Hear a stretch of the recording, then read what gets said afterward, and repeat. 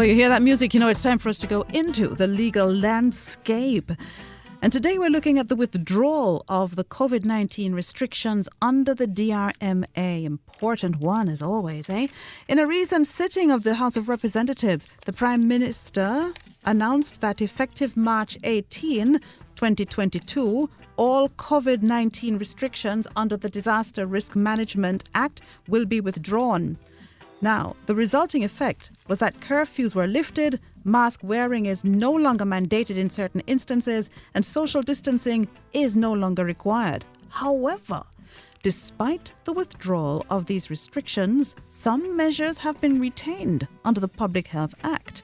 Now, Paulette Neil, partner and attorney at law at DunnCox, attorneys at law, is our guest to discuss these changes. Paulette, welcome once again to the legal landscape. It's always great to have you. Thank you, Dion. Good afternoon. It's a pleasure to be here. Great to have you. We know we're in for a session of learning now. So let's go right into it. The Disaster Risk Management Enforcement Measures Order, including curfews, have been revoked. Our business is now free to go back to the pre-COVID normality. That's the question. Well, Dion, whilst the order under the DRMA, including curfews, have been withdrawn, businesses, in my view, are almost back to pre-COVID normality. And the reason for this position is that our government has recognized that the COVID-19 pandemic is still not over, and the risk and consequences of COVID-19 transmission are still live. Therefore, in place of the order under the DRMA, the government has put in place an order under the Public Health Act, which became effective on March 18, 2022. And through this new order, and it is specifically called the Public Health Enforcement Measures COVID-19 Order 2022, a few of the measures for preventing or mitigating COVID-19, which were formerly under the order under the DRMA, have been retained. So we are really not quite yet back to the pre-COVID normality, albeit close. Okay. So what are some of the measures previously in place for preventing and mitigating against COVID-19 that have been retained, I should say, under the order under the Public Health Act, which became effective, as we remember, March 18, 2022? Okay, so some of the previous measures under the DRMA that are now included under this order under the Public Health Act would include, firstly, the requirements for pre-testing before entry into Jamaica. So persons seeking to enter Jamaica are still required to present a negative COVID-19 test at the port of departure. And this test must be taken no earlier than 3 days prior to the date of departure. This applies whether you are a Jamaican national or a non-national. Secondly, COVID-positive persons are still required to isolate. So if you test positive for COVID-19, you are still required to remain at an abode or your place of residence, except for the purpose of seeking urgent medical attention. And you are also required to inform the health department in your parish. Thirdly, persons entering premises of a business or a place of worship or an educational institution or restaurant, cinema or gaming establishments, or any other place to which the public has access are directed to wash or otherwise sanitize their hands upon entry. Importantly too, Dion, under this order, the wearing of masks covering your nose and mouth is still required for persons in an enclosed place to which the public has access. So, for example, the supermarkets or the banks or a pharmacy. Mm-hmm. Lastly, as well, labs are still required to protect the privacy and the identity of persons testing for COVID-19. So these measures have been retained under the new order. We're inside the legal landscape, and Paulette Neil is partner and attorney at law at DunnCox Attorneys at Law. She's helping us to discuss the changes with the withdrawal of the COVID-19 restrictions under the DRMA. So how long will these measures implemented under the Public Health Act be in place? Well, these measures came in effect, as you said, on the 18th of March. And they will last until the 15th of March, 2022. And of course, it is anticipated that the government will assess and determine whether these measures should be extended. The Prime Minister recently indicated that mask wearing will not be mandated, but it is highly recommended in certain instances. Can you just break down what that means?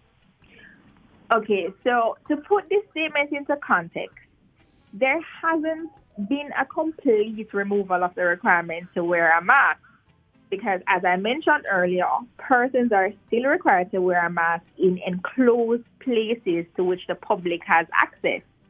So, if you're attending the supermarket, as I mentioned, or if you're attending the bank, you're still required to wear a mask. On the other hand, it is not mandated, meaning you don't have to. But it is recommended or suggested that you wear a mask in a place where food and drink can be consumed. So if you're going to a cook shop to eat, or a bar to have a drink, you're not mandated to wear a mask, but it is recommended, except for those persons who are engaged in the preparation and the handling of the serving of food and drink. These persons are still required to wear a mask. So breaking it down then, I'm going to ask you again because we have to make it so clear to everyone. Are persons now allowed to walk freely in public without wearing a mask, as we see so many persons doing? So you can walk the streets of Halfway Tree, per se, without wearing a mask and not be subject to a fine or imprisonment?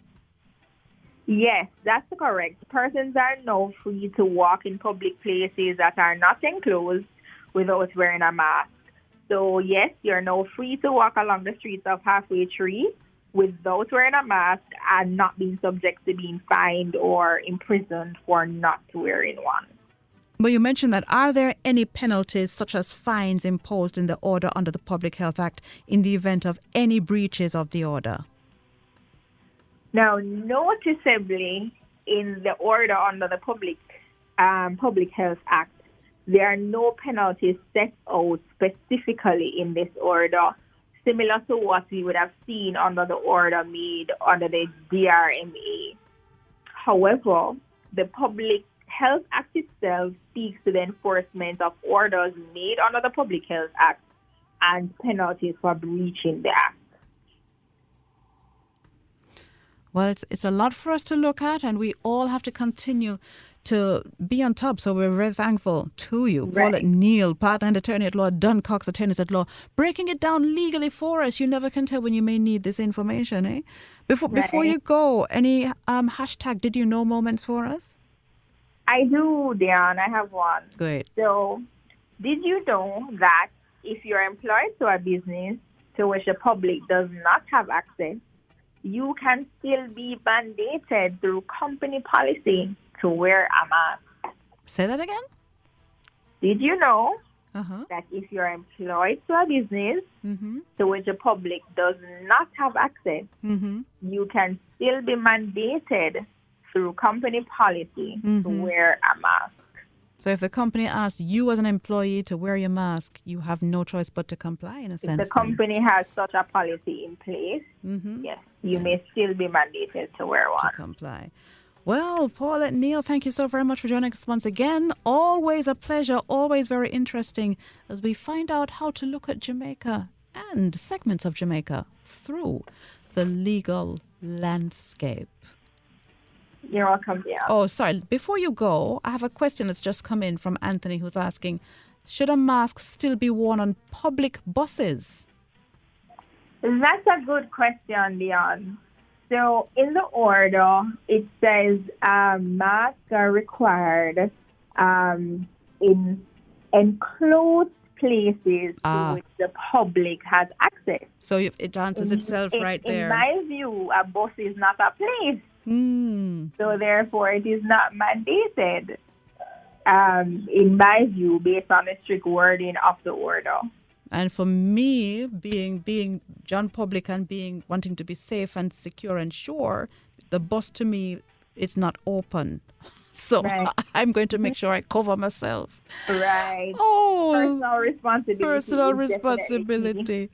You know what? It's always a pleasure having you. I look forward to more details as we break it down and engage our listeners on this journey with us, looking at the legal landscape. Thank you so very much for joining. You're most welcome. Thank you. Oh, wow. I hope you have learnt and enjoyed as much as I have as well, too. Paulette Neil, partner and attorney at law at DunnCox Attorneys at Law, our guest to discuss the changes under the withdrawal of the COVID-19 restrictions for the DRMA. Woo! You're listening to The Edge 105 FM. 105 FM.